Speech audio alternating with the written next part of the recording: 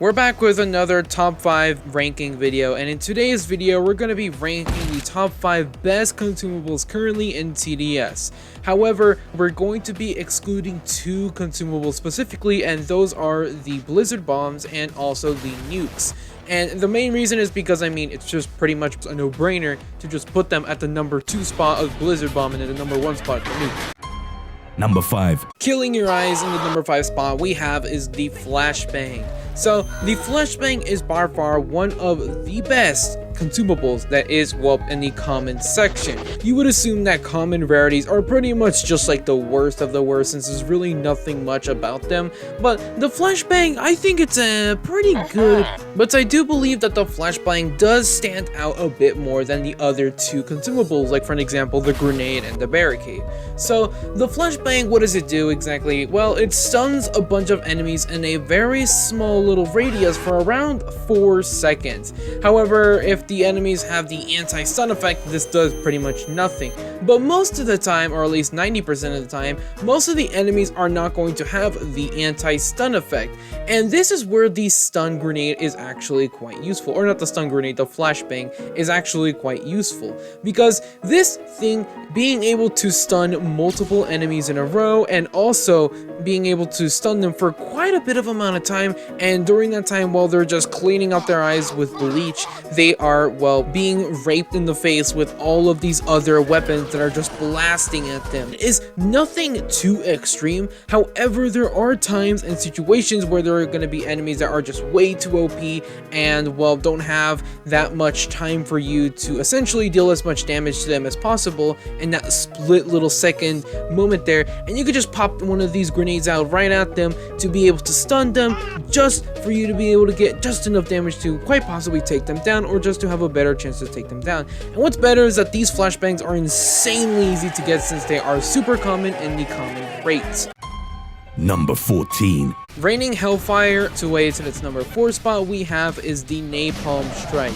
So, fun fact, I had actually never used the Napalm Strike before, so you're going to be seeing a lot of what the fuck moments in the footage as I just butcher to use these. But anyway, aside from that, what is necessarily the Napalm Strike? Basically, just a jet comes in, or just an airstrike or whatever, just plain detonated. They will leave a bunch of these red spots of fiery pits of, well, fire that when enemies walk upon them, they will deal a decent amount of damage. And that is why the Napalm Strike is on at least number 4, not like number 2 or 1. The reason why I decided to place this guy on the list is because when I actually started to use this guy, I realized that he's actually not as bad or as useless that I thought as he was. And especially when on all the other game modes, the amount of situations where there are tons and tons of enemies that are all grouped up together, and it is really impossible to see which enemies are pretty which, since they are all literally squashed up together.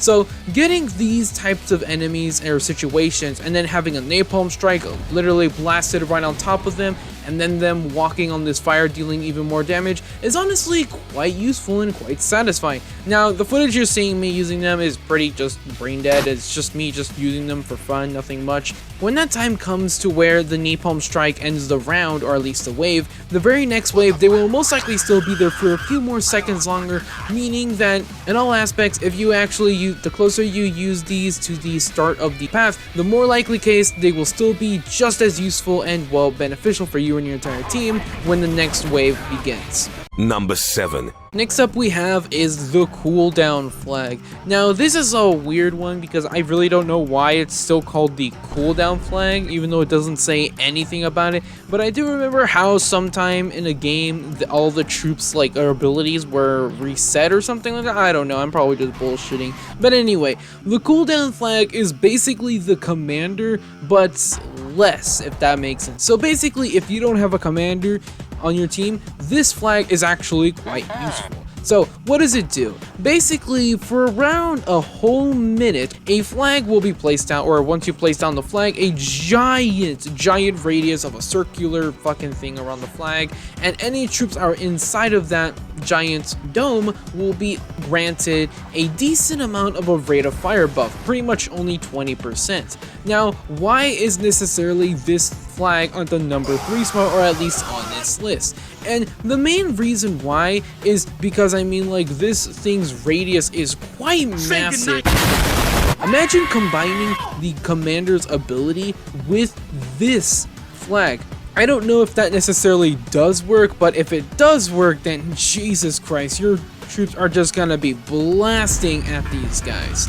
On specific maps, like for an example Polluted Wasteland, that are just ginormous, this flag can really kick some ass since it is so huge, and all the troops that are inside of that giant circle will be hit with a big rate of fire buff. Well, not really, but in my opinion, this flag is one of the best to help your troops out when all of the bosses and tougher enemies just come out to play. Number 10. Into the number 2 spot we have is probably the most well-respected and downright fan favorite, and that is the supply drop.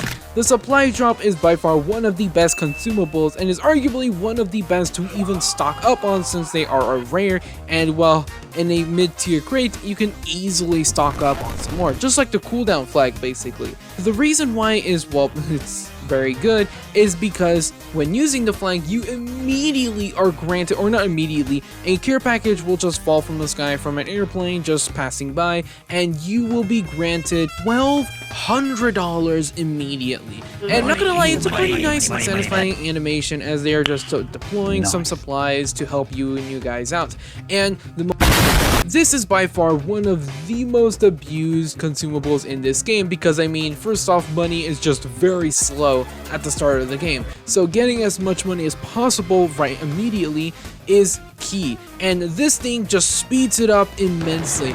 And the most broken thing about this thing is that you can use it more than once. You can use it up to 4 times, which in total costs around $4,800. Now, most likely you're not going to be using all 4 of them. You're going to be mostly using 1 or maybe even 2, and if you're just a psychopathic enough, then maybe even 3 or 4 of them altogether. But either way, this supply drop is insanely good for getting a head start, and the fact that you can use it many times in one game is fantastic. Just make sure you aren't in the way of it dropping down. Number 1. Check this out. It's a pretty obvious one, but this is the damage flag. This thing is insanely good. Way better than all of the other flags in this game. So, what does the damage flag do? Well, pretty much the exact same, or at least stats-wise, as the rate of fire flag, where it is pretty much going on for 1 whole minute with a giant radius, and any troops inside of that radius dome will be granted its benefits. And what is the benefit exactly? Well, a 40% increase to damage, which means that all of your troops will be given steroids for the next minute, which combined with Commander, you will essentially destroy so many enemies, and this is for 1 whole minute. And what's even best of all is that this can even be found just as much as in the mid-tier crates, so you can literally restock on these bad boys as much as you want, as long as you know you have the bank amount. But either way, this thing does insane amount of damage to all of your troops, and of course the stronger your troop does with all of its firepower, the much more damage they will even do. And combining with all of the other special towers, the support towers, like for an example the DJ and the Commander, they will do destruction to any bosses and even final bosses in whatever game mode. This thing is a literal death sentence for every single enemy in the game, and Jesus Christ, the fact that you can get these very easily is quite surprising in my opinion.